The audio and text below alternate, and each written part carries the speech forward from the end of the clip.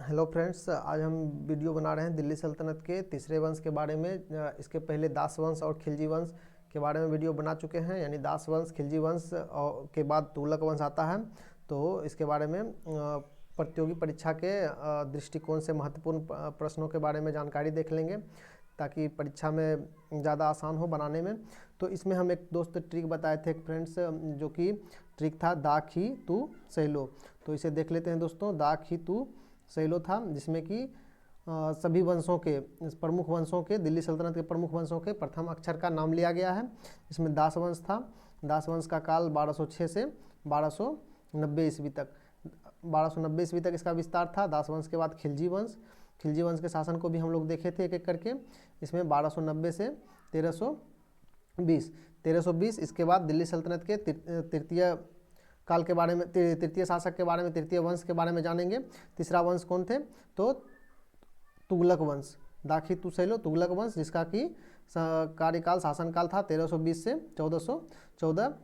तो इस प्रकार देखते हैं दोस्तों। इसमें तुगलक वंश के बारे में कहीं कहीं 1300 कोई बुक में 1320 से 1398 तक ही दिया हुआ है, परंतु दिल्ली सल्तनत का नेक्स्ट यानी कि अगले शासक जो सैयद वंश का था, स्थापना हुआ था, तो उसका स्थापना 1414 ईस्वी में हुआ था। तो 1414 ईस्वी तक विस्तार जो है तुगलक वंश का ही था। तुगलक वंश के ही शासक के द्वारा शासन किया गया था। लास्ट में भले ही तुगलक वंश कुछ कमज़ोर पड़ गए थे, इसी कारण से कहीं कहीं बुक में 1320 से 1398 तक ही इसका विस्तार दिया गया है। तो इस तरह से तुगलक वंश का कार्यकाल देखेंगे हम लोग दोस्तों। तो 1320 से 1314 या फिर 1320 से 1398 भी कहीं कहीं दिया हुआ है, तो ये भी होगा। तो आइए दोस्तों, एक क्रमानुसार तुगलक वंश को देखते हैं। तुगलक वंश का कार्यकाल 1320 से 1414 ईस्वी तक था। इसकी स्थापना गाजी मलिक के द्वारा किया गया था।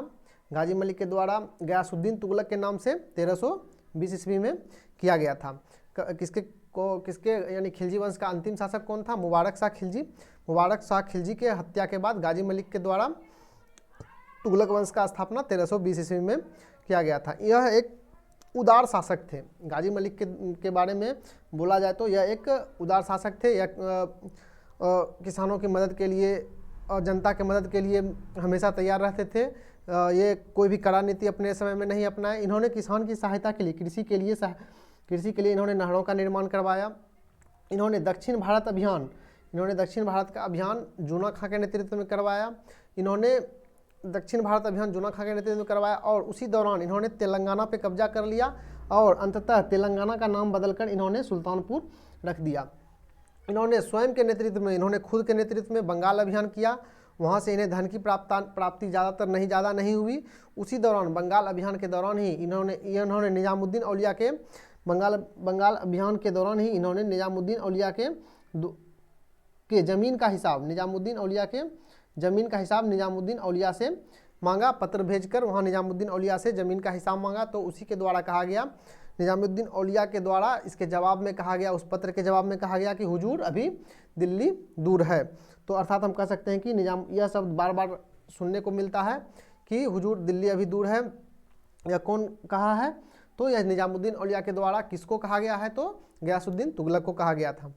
इन्होंने शहर का तुगलकाबाद शहर का स्थापना किया, यानी गयासुद्दीन तुगलक के द्वारा तुगलकाबाद शहर का स्थापना किया तथा अलाउद्दीन खिलजी के समय में जो ज़मीन को वापस लेकर खालसा भूमि में परिवर्तित कर दिया गया था, उसे या अमीरों को भूमि को वापस लौटा दिया गया। अर्थात हम कह सकते हैं कि इन्होंने दो बड़े कार्य किए, तुगलकाबाद शहर की स्थापना तथा अमीरों की भूमि को वापस लौटा दिए। यह जब बंगाल अभियान से वापस लौट रहे थे तो उस समय जूना खां इसके स्वागत के लिए एक लकड़ी का महल बनवा के रखा था। इसके बारे में कभी कभी कहा जाता है कि यह जूना खां का षड्यंत्र भी है, परंतु ये सब ऐतिहासिक कहानी है। इसके बारे में कहा जाता है कि यह जूना खां का षड्यंत्र भी हो सकता है ऐसा। इन्होंने उत्तर प्रदेश के अफगानपुर में एक लकड़ी का महल बना के रखा था गयासुद्दीन तुगलक के स्वागत के लिए। उसी में उत्तर प्रदेश के अफगानपुर में लकड़ी के महल से गिरने से इसकी मृत्यु 1325 ईस्वी में हो गई। तो अर्थात हम देखते हैं दोस्तों कि गयासुद्दीन तुगलक 1320 से 1325 ईस्वी तक शासन किए। अर्थात तुगलक वंश का संस्थापक कौन था? तो गयासुद्दीन तुगलक था। इसका नाम क्या था? गाजी मलिक नाम था। अर्थात हम कह सकते हैं कि तुगलक वंश का संस्थापक कौन थे? गाजी मलिक ऑप्शन में रहेगा गाजी मलिक होगा, गयासुद्दीन तुगलक ऑप्शन में रहेगा तो गयासुद्दीन तुगलक होगा, क्योंकि दोनों एक ही व्यक्ति का नाम था। इसका कार्यकाल 1320 से 25 ईस्वी तक रहा, यानी 1320 से 25 ईस्वी, 1320 से 25 तक गयासुद्दीन तुगलक शासन गद्दी पर रहे। 1325 के बाद फिर जूना खां मोहम्मद बिन तुगलक के नाम से गद्दी पर बैठता है। तो हम देखते हैं दोस्तों कि गयासुद्दीन तुगलक के मर जाने के बाद लकड़ी के महल से गिरने के कारण गयासुद्दीन तुगलक के मर जाने के बाद जूना खां 1325 ईस्वी में मोहम्मद बिन तुगलक के नाम से गद्दी पर बैठता है, तथा यह पूरे दिल्ली सल्तनत में सर्वाधिक शिक्षित विद्वान एवं योग्य शासक थे। साथ हम कहते हैं यह सर्वाधिक शिक्षित विद्वान एवं योग्य शासक थे। यह ज्योतिष का जानकारी, भूगोल का जानकारी तथा गणित के सर्वाधिक जानकार थे। इसी कारण इसे पागल या मूर्ख सुल्तान भी कहा गया। सर्वाधिक बुद्धिमान तथा सर्वाधिक मूर्ख सुल्तान भी इसी को कहा गया, क्योंकि यह जो भी कार्य सोचा था इसका सभी असफल रहा। बुद्धिमान तथा मूर्ख शासक, सर्वाधिक बुद्धिमान तथा मूर्ख शासक इसीलिए इसे कहा गया क्योंकि इसका कोई भी योजना सफल नहीं हुआ। सफल नहीं होने के कारण इसे मूर्ख शासक कहा गया। अब इसे देखते हैं दोस्तों, इसे स्वप्नशील, पागल एवं रक्त पिपासु कहा गया। इसलिए कहा गया क्योंकि ये जो भी योजना अपना लाते थे ये दूरदर्शी सोच के साथ लाते थे, इसीलिए इसे स्वप्नशील कहा गया, पागल कहा गया, तथा ये जो भी योजना लाते थे उसमें तत्कालिक कोई ना कोई नुकसान हो जाता था, इसी कारण इसे रक्त पिपासु भी कहा गया। इसके शासन का असफलता का 5 सबसे बड़ा कारण था, इन्होंने अपने समय में कर वृद्धि कर दिया। अर्थात हम देखते हैं कि कर वृद्धि, सांकेतिक मुद्रा का प्रचलन, राजधानी देवगिरी स्थानांतरित, खुरासान विजय तथा कराची अभियान। तो इसमें हम लोग देखते हैं दोस्तों कि पांचों असफलता का 5 सबसे बड़ा कारण जो इसे डिटेल से इसके बारे में जानते हैं। तो देखते हैं कि इन्होंने जब कर वृद्धि किया था, इन्होंने दोआब क्षेत्र में कर वृद्धि कर दिया। अर्थात दोआब क्षेत्र हम किसे कहते हैं दोस्तों? 2 नदियों की वैसी भूमि जो जहाँ की उत्पादन ज़्यादा हो, 2 नदियों की ऐसी भूमि जहाँ उत्पादन ज़्यादा हो, कृषि के हिसाब से ज़्यादा उत्पादन हो सामान्य के अपेक्षा। तो दोआब क्षेत्र में इन्होंने करों में वृद्धि कर दिए, इन्होंने 1/2 कर दिए। परंतु जिस समय ये इन्होंने कर वृद्धि किए दोआब क्षेत्र में, उस समय ऐसा हुआ कि वहाँ अकाल जैसी स्थिति आ गई तथा भविष्य में प्लेग जैसा बीमारी हो गया। अर्थात हम कह सकते हैं दोस्तों कि कर वृद्धि किया गया, परंतु वहाँ अकाल हो जाने के कारण वहाँ के किसान के पास ज़्यादा अन्न का उत्पादन नहीं हुआ, अन्न उत्पादन नहीं हो पाया, जिसके कारण उन्होंने वह कर देने में असफल रहे। परंतु मोहम्मद बिन तुगलक के द्वारा कर वृद्धि कर दिए जाने के कारण उस पर कर का दबाव बना दिया गया, जिसके कारण उसका ये कर वृद्धि का योजना असफल हो गया तथा वहाँ पे प्लेग के कारण वहाँ महामारी भी फैल गया, प्लेग जैसा महामारी फैल गया, जिसके कारण वहाँ के किसान कर देने में असमर्थ हुए। अर्थात हम कह सकते हैं कि कर वृद्धि इसका असफल हो गया। आगे दूसरा देखते हैं दोस्तों, इनके द्वारा सांकेतिक मुद्रा का प्रचलन, यह भी इसके साम्राज्य का पतन का बहुत बड़ा कारण था, क्योंकि यह सफल नहीं हुआ। जब इसके भंडार में सोना का कमी होने लगा, तब यह मुद्रा के रूप में पीतल तथा तांबा का मुद्रा सांकेतिक मुद्रा के रूप में चलवाया तथा इसे ही सांकेतिक मुद्रा इसे कहते हैं। जबकि कोई मुद्रा मतलब मूल मुद्रा के बदले कोई दूसरा मुद्रा संकेत के रूप में चलाया जाए जिसका कि वैल्यू मूल मुद्रा से कम हो, उसे सांकेतिक मुद्रा कहते हैं। तो सांकेतिक मुद्रा के रूप में इन्होंने पीतल तथा तांबा का मुद्रा बाजार में फैलवाया, जिसमें यह हुआ कि सांकेतिक मुद्रा के प्रचलन के फलस्वरूप के लोगों के द्वारा ज़्यादा नकली सिक्का बनवाने लगा, उसका नकल किया गया, नकली सिक्का बनाया जाने लगा, जिसके कारण इसका बाजार में सर्वाधिक नकली सिक्का का प्रचलन बढ़ गया। इसके कारण इसका सांकेतिक मुद्रा का प्रचलन भी असफल रहा। अंततः इसको क्या करना पड़ा, सभी सिक्का को आप वापस अपने पास लेकर उसके बदले असली सोना का सिक्का जो अपने गोदाम में अपने कह सकते हैं राजकोष में जो रखे थे, इसे वापस दिया गया। और जब वापस दिया गया तो इसके पास नकली सिक्का का अंबार लग गया। तो इस तरह से हम कह सकते हैं दोस्तों, इसका सांकेतिक मुद्रा का प्रचलन जो था यह भी जो है असफल रहा। इनकी तीसरी सबसे बड़ी गलती जो कि 1327 ईस्वी में इन्होंने किए थे, 1325 में यह गद्दी पर बैठे थे और 1327 ईस्वी में इन्होंने किए थे राजधानी का देवगिरी स्थानांतरण।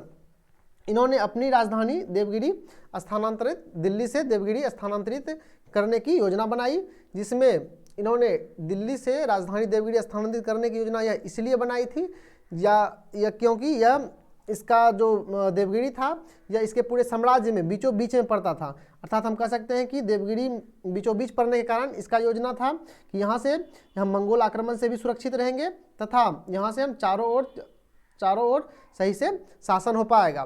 परंतु इन्होंने जब राजधानी देवगिरी स्थानांतरित किए तो यह सिर्फ राज दरबार या सिर्फ अपने राजकोषीय या पूरा कह सकते हैं अपने से संबंधित राज दरबारियों को न ले जाकर इन्होंने पूरा दिल्ली के निवासी को बोला देवगिरी स्थानांतरित होने के लिए, यानी पूरा दिल्ली उठ के वहाँ देवगिरी गया, जहाँ की वह सही तरीका से नहीं बस पाए, सही तरीका से नहीं एडजस्ट कर पाए, नहीं रहने के कारण पुनः इसे वापस दिल्ली आना पड़ा। इसमें इसके बहुत सारा जान माल का हानि हुआ, बहुत सारा नुकसान हुआ, बहुत बच्चे महिलाएं मर गए, बहुत बूढ़े को परेशानी हुआ, मर गए, जिसके कारण यह देवगिरी में स्थापित नहीं होके पुनः इसको दिल्ली आना पड़ा। तो अर्थात हम कह सकते हैं दोस्तों कि ये जो देवगिरी अपना राजधानी दिल्ली से बनाए यह भी असफल रहा, वापस बाद में इसे दिल्ली ही आना पड़ा, तो यह भी असफल हो गया। अर्थात हम कह सकते हैं मूल रूप से इन्होंने 3 जो सुधार करने के लिए सोचे, यह तीनों सुधार इसके हिसाब से बहुत ही बढ़िया था, परंतु इसका सफल नहीं हो पाया, अर्थात यह असफल रहे। अर्थात ये दूरदर्शी विचार के हिसाब से इसे देखिएगा तो ये बहुत ही बढ़िया था, क्योंकि ये बहुत सही चीज़ किए थे, परंतु यह सफल नहीं हो सके। इनके द्वारा खुरासान विजय किया गया था। खुरासान विजय देखें तो खुरासान एक मध्य एशिया में जगह था। इन्होंने खुरासान विजय के लिए इन्होंने एक बहुत ही विशाल सेना बोले तो 3,70,000 लगभग 3,70,000 सेना को तैयार कर लिए थे, और वहाँ पे खुरासान पे मध्य एशिया की तरफ विजय पाने के लिए इसके द्वारा इन 3,70,000 सेना को अग्रिम वेतन 1 साल का अग्रिम वेतन दे दिया गया था। क्योंकि इसलिए अग्रिम वेतन दे दिया गया था कि वहाँ पे जाना है, हमला करना है, उसे अपने कब्जा में लेना है, यानी अर्थात इसका कहना था कि मध्य एशिया से शासक हमारी ओर आते हैं शासन करने के लिए, कब्जा करने के लिए, युद्ध करने के लिए, अर्थात हम ही लोग मध्य एशिया की तरफ चलेंगे, जिसके में खुरासान विजय करेंगे। और इसमें इन्होंने सेना को अग्रिम वेतन दे दिया 1 साल का, और बाद में इन्होंने अंततः क्या किया, खुरासान विजय के लिए इन्होंने संधि कर ली, यानी वहाँ के शासकों के द्वारा संधि कर लिए। अर्थात हम कह सकते हैं कि ये 3,70,000 सेना को जो अग्रिम वेतन दिए थे वो इसका बर्बाद हो गया। तो हम कह सकते हैं दोस्तों इसका चौथा भी जो था खुरासान विजय वो भी असफल रहा। और 5वां देखते हैं कराची अभियान। इन्होंने चीन की ओर बढ़ने के लिए कराची जो कश्मीर में पड़ता है, ऊपरी भारत के ऊपरी क्षेत्र में पहाड़ी के तरफ इन्होंने कराची अभियान किया चीन की ओर बढ़ने के लिए। जहाँ जिधर की पहले रेशम मार्ग था उधर बढ़ने के लिए इन्होंने कराची अभियान किया, परंतु इस तरह से देखते हैं दोस्तों इनका कराची अभियान भी असफल रहा। इन्होंने चीन की तरफ गया, परंतु वहाँ अधिक बर्फबारी के कारण तथा अत्यधिक ठंड पड़ने के कारण इनके सैनिकों के द्वारा वहाँ सैनिक का इनका मौत होने लगा, जिसके कारण यह वहाँ पे ज़्यादा दिन तक इसके सैनिक तो नहीं चल पाए। तो इस तरह से हम लोग देखते हैं दोस्तों कि इनके जो 5 हैं कर वृद्धि, सांकेतिक मुद्रा का प्रचलन, राजधानी देवगिरी स्थानांतरित, खुरासान विजय तथा कराची अभियान, इस 5 असफलता के कारण इसे एक पागल सुल्तान कहा गया। इनका कोई 5 में से कोई सफल नहीं हुआ, कोई अभियान सफल नहीं हुआ, इसी कारण इसे पागल सुल्तान कहा गया, अर्थात मूर्ख सुल्तान कहा गया है। इसके सोच एक दूरदर्शी सोच के शासक थे, अर्थात हम कह सकते हैं कि यह एक बहुत अच्छे और दूरदर्शी और ज़्यादा पढ़े लिखे शासक थे। इन्हीं के समय में 1330 ईस्वी में मोरक्को यात्री इब्न बतूता भारत आया था। इन्होंने एक पुस्तक भी लिखे थे, इसका पुस्तक का नाम था रेहला। अर्थात हम कह सकते हैं कि इन्होंने अपने समय में एक यात्रा वृत्तांत लिखे थे, भारत आए थे, उसके बारे में कैसा था, यहाँ का साम्राज्य कैसा था, उसके बारे में इन्होंने चर्चा किए थे, वर्णन किए थे। और इसे यह दूत बनाकर चीन में भेजे थे, अर्थात रेहला को इन्होंने दूत बनाकर इन्होंने इसके द्वारा चीन भी भेजा गया था। अर्थात हम देखते हैं दोस्तों आगे 1333 ईस्वी में मोरक्को यात्री इब्न बतूता भारत आए थे, किसके दरबार में, तो मोहम्मद बिन तुगलक के दरबार में। इसे शॉर्ट में MBT के नाम से भी पढ़ सकते हैं, MBT, अर्थात MBT के दरबार में आए थे। 1336 ईस्वी में विजयनगर साम्राज्य का स्थापना किया गया था कृष्णदेव राय के हरिहर एवं बुक्का के द्वारा। 1336 ईस्वी में विजयनगर साम्राज्य का स्थापना किया गया था। तो देखते हैं कि उस समय दक्षिण भारत की ओर दो साम्राज्य का स्थापना किया गया था। एक विजयनगर साम्राज्य था तथा एक बहमनी साम्राज्य था।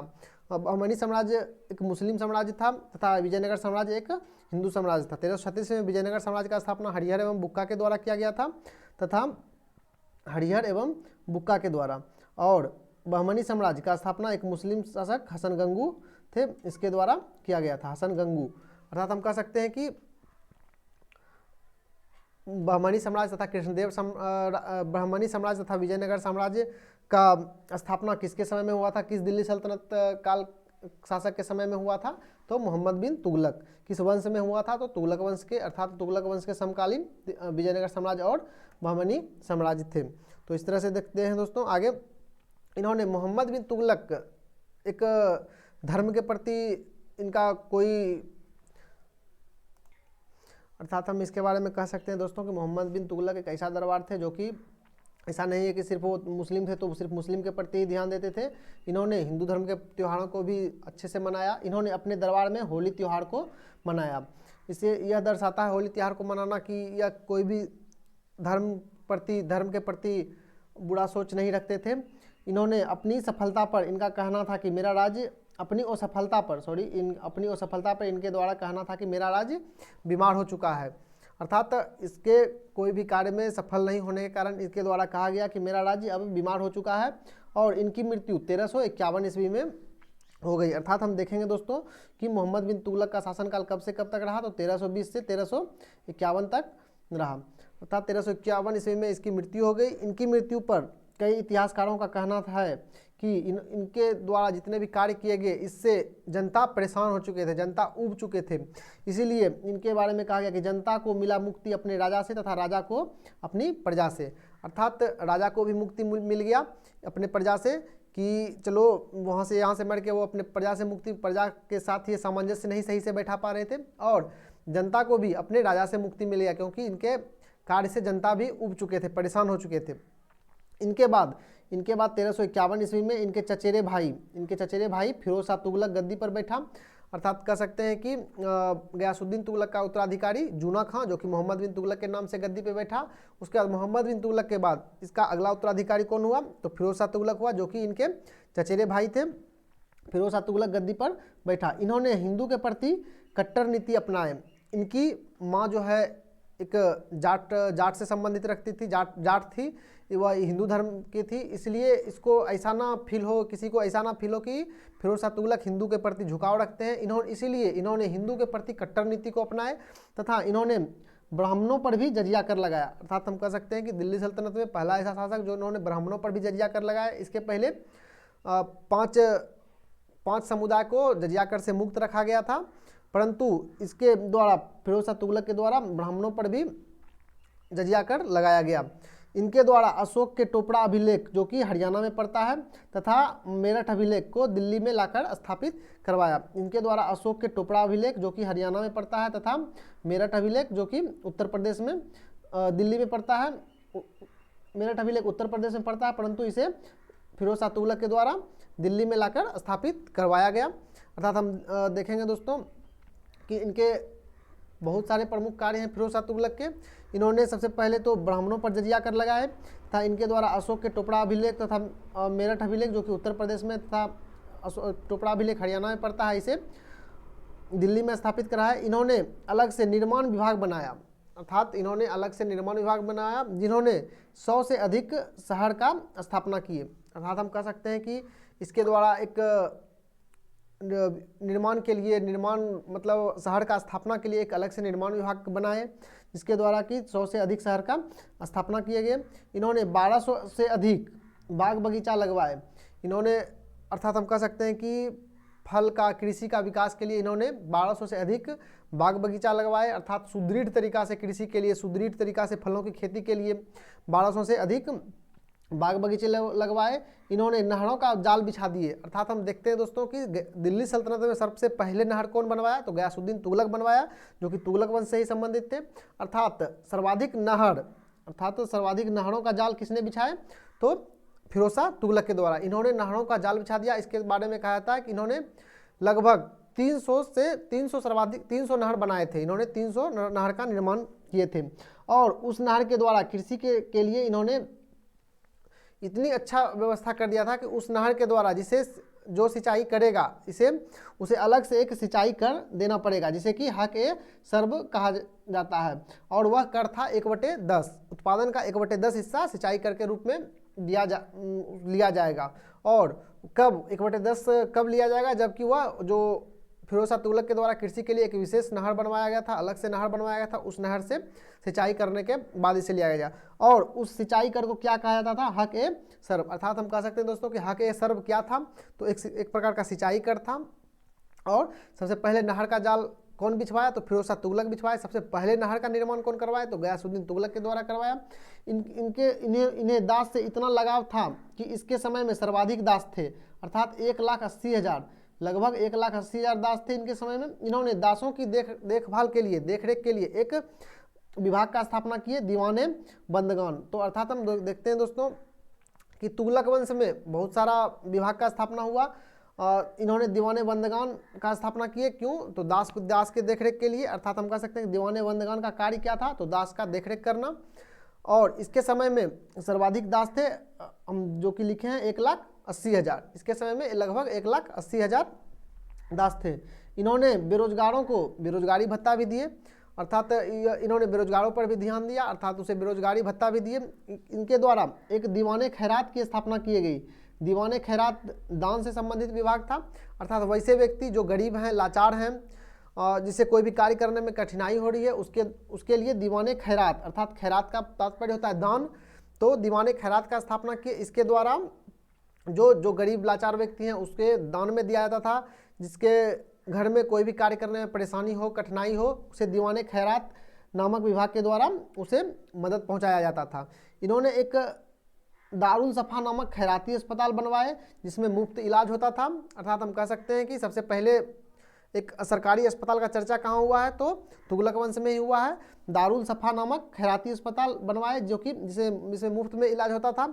इन्होंने सरकारी खर्चा पर हज यात्रा भी करवाए, अर्थात इनका मुस्लिम धर्म के प्रति ज़्यादा झुकाव होने के कारण, ज़्यादा लगाव होने के कारण इन्होंने मुस्लिम के साथ अलग नीति अपनाए तथा हिंदू के साथ अलग नीति अपनाए, जबकि मोहम्मद बिन तुगलक के द्वारा ऐसा नहीं किया गया। इनके द्वारा सभी धर्मों को बराबर रूप में लेके चला गया, परंतु फिरोज शाह तुगलक के द्वारा मुस्लिमों के लिए एक अलग नीति बनाया गया, परंतु हिंदू धर्म के द्वारा अलग नीति बनाया गया। इनके द्वारा सरकारी खर्चा पर मुस्लिमों को हज यात्रा करवाया गया। इन्होंने सभी धर्मों का आपसी समन्वय के लिए एक अनुवाद विभाग का स्थापना की। इनके द्वारा सभी धर्मों का आपसी समन्वय के लिए एक अनुवाद विभाग का स्थापना किए।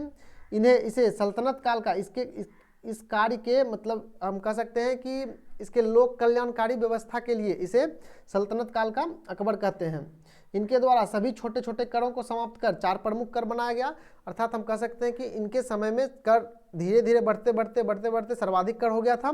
इसके बाद इन्होंने सभी 24 छोटे छोटे करों को खत्म करके इन्होंने 4 प्रमुख कर बनाया, जिसे कि हम पहले भी पढ़ चुके हैं, जजिया, जकात तथा खम्स तथा खराज।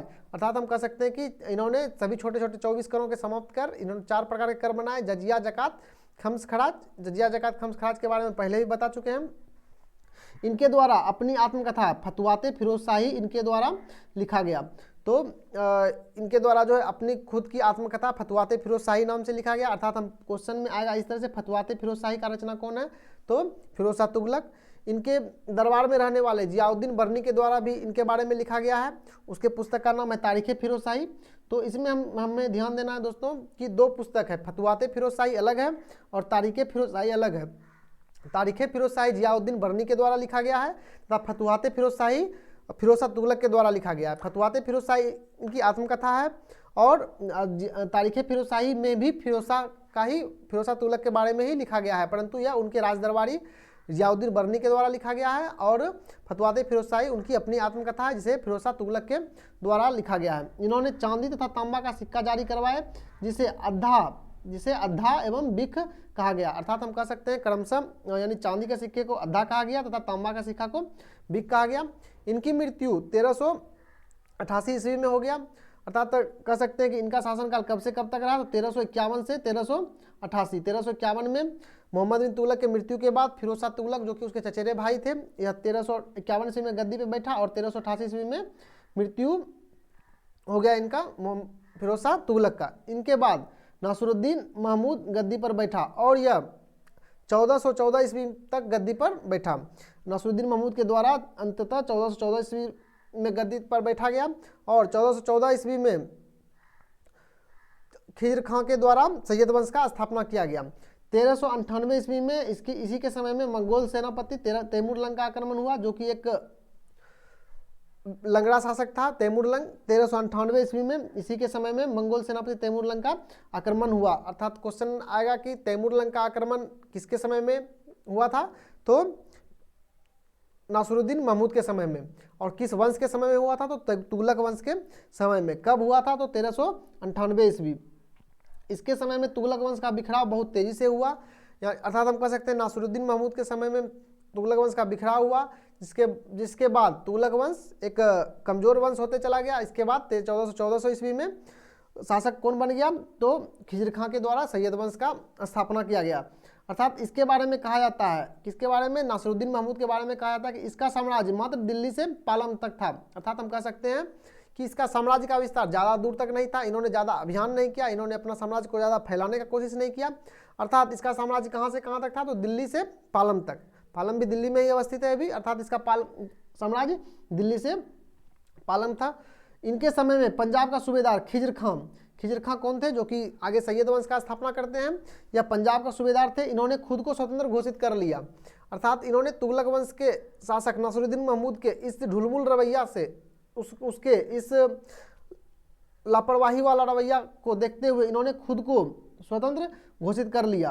अर्थात तैमूरलंग 1398 में जो इस पे आक्रमण किए थे, इन्होंने दिल्ली का सूबेदार खिजर खां को नियुक्त कर दिया। अर्थात इन्होंने नासिरुद्दीन महमूद को पर आक्रमण करके इसे दिल्ली का सूबेदार जो खिजर खां था, जो कि इसे दिल्ली सल्तनत से इसे स्वतंत्र घोषित कर लिया, उसे खिजर खां, दिल्ली का सूबेदार खिजर खां को यहाँ का शासक नियुक्त कर दिया, दिल्ली का सूबेदार। इन्होंने 1414 ईस्वी में नासिरुद्दीन महमूद की हत्या कर दी। जब इसे दिल्ली का सूबेदार नियुक्त कर दिया गया, तो खिजर खां के द्वारा 1414 ईस्वी में नासिरुद्दीन महमूद की हत्या कर दी गई और 1414 ईस्वी में सैयद वंश का नींव डाला गया। तो दोस्तों इस प्रकार हम लोग देख लिए, दास वंश देख लिए, खिलजी वंश देख लिए, तुगलक वंश देख लिए, तीनों वंश को देख लिए, और आगे इस प्रकार सैयद वंश और लोधी वंश को देखेंगे दिल्ली सल्तनत में। तो इस तरह से वीडियो देखिए दोस्तों, और इसे समझिए, एक बार नहीं हो, दो चार बार देखिए, और इसको देखने के बाद कमेंट कीजिए, शेयर कीजिए, लाइक कीजिए वीडियो को, तथा कमेंट में यह भी बताइए कि कौन सा टॉपिक पे वीडियो बनाना चाहिए, और इसमें कहाँ त्रुटि रह गया है, क्या खामी हो गया है, कुछ बोलने में भी मिस्टेक हो जाता है, कुछ जो भी चूक हो गया है उसे बताइए कमेंट करके, ताकि हम इसे आगे सुधार कर सकें। और नेक्स्ट वीडियो दोस्तों जल्दी ही डालेंगे सैयद वंश और लोधी वंश से रिलेटेड, और कुछ अलग टॉपिक से रिलेटेड भी वीडियो डालने का प्रयास करेंगे, जो कि प्रतियोगी परीक्षा के हिसाब से बहुत महत्वपूर्ण हो। तो इससे दोस्तों थैंक यू दोस्तों, ना कहकर आगे वीडियो देखिए, लाइक कीजिए और शेयर कीजिएगा।